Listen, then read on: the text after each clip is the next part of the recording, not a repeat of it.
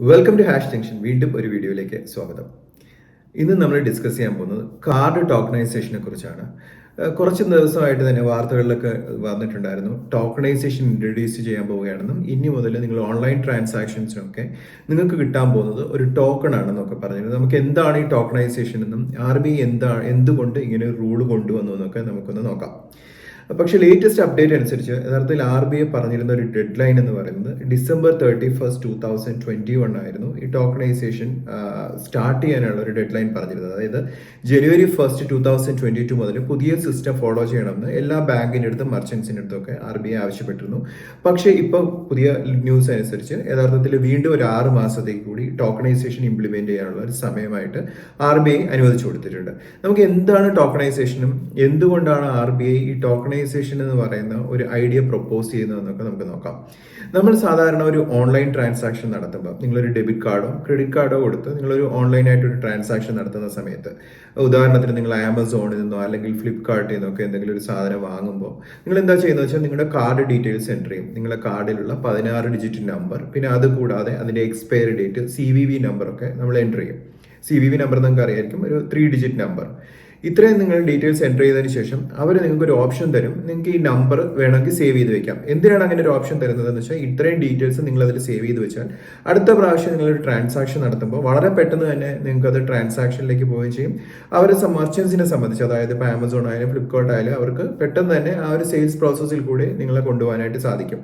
അങ്ങനെയാണ് സാധാരണ ഇതുവരെ എല്ലാ വെബ്സൈറ്റുകളും, ഇവർ മാത്രമല്ല എല്ലാ വെബ്സൈറ്റുകളും എല്ലാ ഓൺലൈൻ പോർട്ടലും ഇപ്പം നമ്മൾ UPI പേയ്മെൻറ്റ് ചെയ്യുമ്പോഴായാലും ശരി, ഇതൊക്കെ തന്നെയാണ് പ്രോസസ്സ് എന്ന് പറയുന്നത്. പക്ഷേ RBI ഈ ഒരു പുതിയൊരു പ്രൊപ്പോസൽ 2020 മാർച്ചിലാണ് അവരിങ്ങനെ ഒരു പ്രൊപ്പോസൽ കൊണ്ടുവന്നത്. ഇനി മുതൽക്ക്, അതായത് ഒരു വർഷം അവർ ഡെഡ് ലൈൻ കൊടുത്തു. അതായത് 2021 ജൂണോടുകൂടി ഈ ഒരു സിസ്റ്റം അവസാനിപ്പിക്കണം. അതായത് എല്ലാ ആൾക്കാരുടെയും കാർഡ് ഡീറ്റെയിൽസ് നിങ്ങൾ സേവ് ചെയ്ത് വെക്കുന്ന ഒരു പരിപാടി അവസാനിപ്പിക്കണമെന്ന് RBI എല്ലാ മർച്ചൻസിൻ്റെ അടുത്തും വെബ് പോർട്ടലിൻ്റെ അടുത്തും ഒക്കെ ഇൻസ്ട്രക്ഷൻ കൊടുത്തു. RBI പറയുന്ന ഒരു റീസൺ എന്ന് പറഞ്ഞാൽ നമ്മളുടെ ഡേറ്റ സേവ് ചെയ്ത് വെക്കുമ്പോൾ, അതായത് നമ്മൾ എൻ്റർ ചെയ്യുന്ന ക്രെഡിറ്റ് കാർഡ് ഡീറ്റെയിൽസും ഡെബിറ്റ് കാർഡ് ഡീറ്റെയിൽസും ഒക്കെ എൻ്റർ ചെയ്ത് വെക്കുമ്പോൾ ഹാക്കേഴ്സിനൊക്കെ അത് ഹാക്ക് ചെയ്യും, അത് മിസ്യൂസ് ചെയ്യാനും ഒക്കെ സാധ്യതയുണ്ട്. അതുകൊണ്ട് തന്നെ ആ സേവ് ചെയ്യുന്ന വരുന്ന ആ പ്രോസസ്സ് അവസാനിപ്പിക്കണം എന്ന് പറഞ്ഞു. അപ്പോൾ അതുകൂടാതെ RBI പറയുന്നത് നിങ്ങൾക്ക് അത് സിംപ്ലിഫൈ ചെയ്യാനായിട്ട് ഒരു ടോക്കൺസ് കസ്റ്റമേഴ്സിന് കൊടുക്കുക.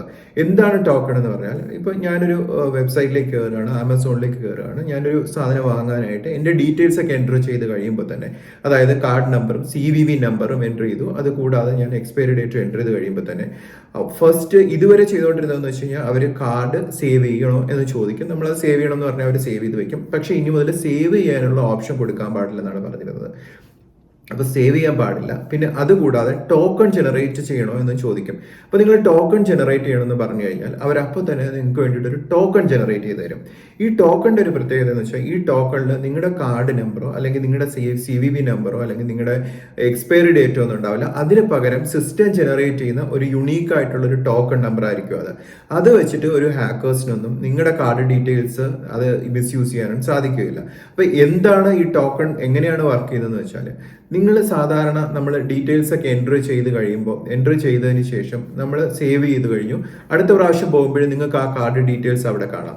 പക്ഷേ നിങ്ങൾ ഇപ്പോൾ എൻ്റർ ചെയ്യാൻ പോകുന്ന ഒരു ടോക്കൺ എന്ന് പറയുന്നത്, ഫോർ എക്സാമ്പിൾ നിങ്ങളിപ്പോൾ ഫ്ലിപ്കാർട്ടിൽ പോയി ഒരു സാധനം വാങ്ങിച്ചു, നിങ്ങളുടെ കാർഡ് ഡീറ്റെയിൽസും CVV നമ്പറും എക്സ്പയറി ഡേറ്റ് ഒക്കെ എൻ്റർ ചെയ്തു, നിങ്ങൾ ഓപ്റ്റ് ചെയ്യാണ് ടോക്കൺ വേണമെന്ന് ഓപ്റ്റ് ചെയ്ത് കഴിഞ്ഞാൽ ഒരു ടോക്കൺ അവർ ജനറേറ്റ് ചെയ്യും. ആ ടോക്കൺ നിങ്ങൾക്ക് ഫ്ലിപ്കാർട്ടിന് വേണ്ടി മാത്രമാണ് പിന്നെ യൂസ് ചെയ്യാൻ പറ്റുക.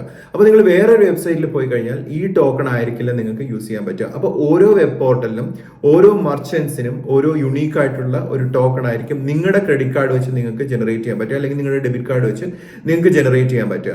അപ്പോൾ ഇവരുടെ കയ്യിൽ നിന്ന് ഈ ഡീറ്റെയിൽസ് ഹാക്ക് ചെയ്തു എന്ന് വിചാരിക്കുക, ഏതെങ്കിലും ഒരു പോർട്ടലിൽ നിന്ന് ഹാക്ക് ചെയ്ത് കഴിഞ്ഞാലും അങ്ങനെ വേറെ ആർക്കും അത് മിസ്യൂസ് ചെയ്യാൻ പറ്റില്ല. കാരണം എന്താണ്, ആ ടോക്കൺ അവർക്ക് മാത്രമാണ് യൂസ് ചെയ്യാൻ പറ്റുന്നത്. അതുകൊണ്ട് തന്നെ ഇനി നിങ്ങളൊരു 10 ഡിഫറെൻ്റ് ആയിട്ടുള്ള മർച്ചൻസിൻ്റെ അടുത്ത്, മർച്ചൻസ് എന്ന് ഉദ്ദേശിക്കുന്നത് നിങ്ങൾ വാങ്ങിക്കുന്ന സ്ഥലങ്ങൾ, നിങ്ങൾ പർച്ചേസ് ചെയ്യുന്ന സ്ഥലങ്ങളിൽ പോയി, ഇപ്പോൾ ഫ്ലിപ്കാർട്ടോ ആമസോണോ അല്ലെങ്കിൽ സൊമാറ്റോ അങ്ങനെ പല സ്ഥലത്ത് പോയി 10 സ്ഥലത്ത് നിങ്ങൾ പോയി 10 ടോക്കൺ ജനറേറ്റ് ചെയ്ത് കഴിഞ്ഞു. അപ്പോൾ നിങ്ങൾ വിചാരിക്കുകയാണ് കുറച്ച് ദിവസം കഴിയുമ്പോൾ ഈ ടോക്കൺസ് ഒക്കെ നിങ്ങൾക്ക് ഡിലീറ്റ് ചെയ്യണമെന്ന് വിചാരിക്കുന്നു. അങ്ങനെയാണെങ്കിൽ പുതിയ RBIയുടെ ഒരു റൂൾ അനുസരിച്ച്, RBI പറഞ്ഞ ഒരു പ്രോസസ് പ്രകാരം പോവുകയാണെങ്കിൽ, നിങ്ങൾക്ക് കാർഡ് ഇഷ്യൂ ചെയ്തിരിക്കുന്ന ബാങ്ക് നിങ്ങൾക്ക് ഒരു വെബ്സൈറ്റ് പോർട്ടൽ ഓൾറെഡി തന്നിട്ടുണ്ടാവും.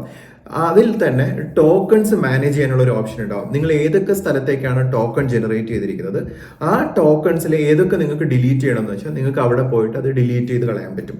അപ്പോൾ നിങ്ങളൊരു 6 മാസം കഴിഞ്ഞപ്പോൾ നിങ്ങൾ വിചാരിക്കുകയാണ് നിങ്ങളൊരു 5 ടോക്കൺസ് പല സ്ഥലത്തായിട്ട് ജനറേറ്റ് ചെയ്തിട്ടുണ്ട്, നിങ്ങൾക്ക് അതൊക്കെ ഡിലീറ്റ് ചെയ്യണമെന്ന് വിചാരിച്ചാൽ നിങ്ങളുടെ ബാങ്കിൽ പോയിട്ട് നിങ്ങളുടെ ബാങ്കിൽ പോകാന്ന് വെച്ചാൽ നിങ്ങളുടെ ബാങ്ക് തന്നിരിക്കുന്ന വെബ് പോർട്ടലിൽ പോയതിനു ശേഷം നിങ്ങൾക്ക് കാണാം നിങ്ങൾ ഏതൊക്കെ ടോക്കൺസ് ആണ് ജനറേറ്റ് ചെയ്തിരിക്കുന്നത്, നിങ്ങൾക്ക് അതിൽ നിന്ന് ഡിലീറ്റ് ചെയ്ത് കളയാൻ സാധിക്കും.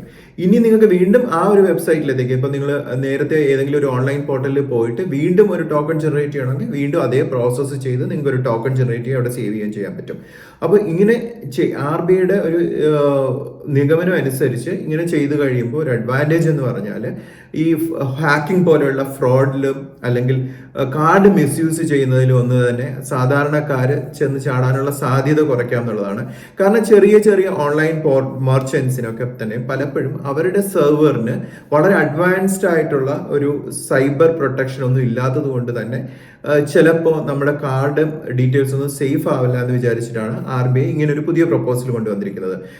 പക്ഷെ ഇപ്പം കൊടുത്തിരിക്കുന്ന ഡെഡ് ലൈൻ അനുസരിച്ച് 2022 ജൂൺ 30 കഴിയുമ്പോഴത്തേക്കും പുതിയ പ്രോസസ്സ് സ്റ്റാർട്ട് ചെയ്യണമെന്നാണ് പറഞ്ഞിരിക്കുന്നത്.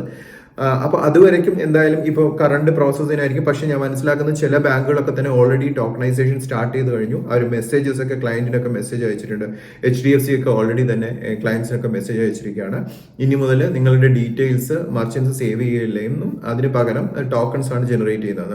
അപ്പോൾ ഓരോ ബാങ്കുകളായിട്ട് എനിക്ക് തോന്നുന്നു ഈ നെക്സ്റ്റ് ഒരു 6 മാസത്തിനകത്ത് തന്നെ ഈ ഒരു പ്രോസസ്സ് അതുപോലെ ഈ ഒരു റൂൾ ഇംപ്ലിമെന്റ് ചെയ്യും. അത് കഴിഞ്ഞാൽ നിങ്ങളുടെ ഡീറ്റെയിൽസ് ഒന്നും തന്നെ എവിടെയും സേവ് ചെയ്യപ്പെടുകയില്ല. ഇത് എനിക്ക് തോന്നുന്നത് ഇംപ്ലിമെന്റ് ചെയ്യാനുള്ള ഒരു റീസൺ എന്ന് പറഞ്ഞാൽ ഡിജിറ്റൽ പേയ്മെന്റ്സ് ഒക്കെ ഒരുപാട് ട്രാൻസാക്ഷൻസ് ഒക്കെ ഇന്ത്യയിൽ ഒരുപാട് കൂടുന്നത് കൊണ്ട് തന്നെ ഹാക്കിംഗ് പോലെയുള്ള സൈബർ ഫ്രോഡ്സ് ഒക്കെ കൂടുന്നത് കൊണ്ട് ഇത് തടയുന്നതിന് വേണ്ടിയിട്ടാണ് RBI ഇങ്ങനെയുള്ള ഒരു മുൻകരുതൽ എടുക്കാൻ എല്ലാവരുടെ പറഞ്ഞതും. ഇത് വളരെ ഒരു നല്ല തീരുമാനം തന്നെയാണ്. അപ്പോൾ ഇതാണ് ടോക്കണൈസേഷനിലെ കുറച്ച് ഡീറ്റെയിൽസ്.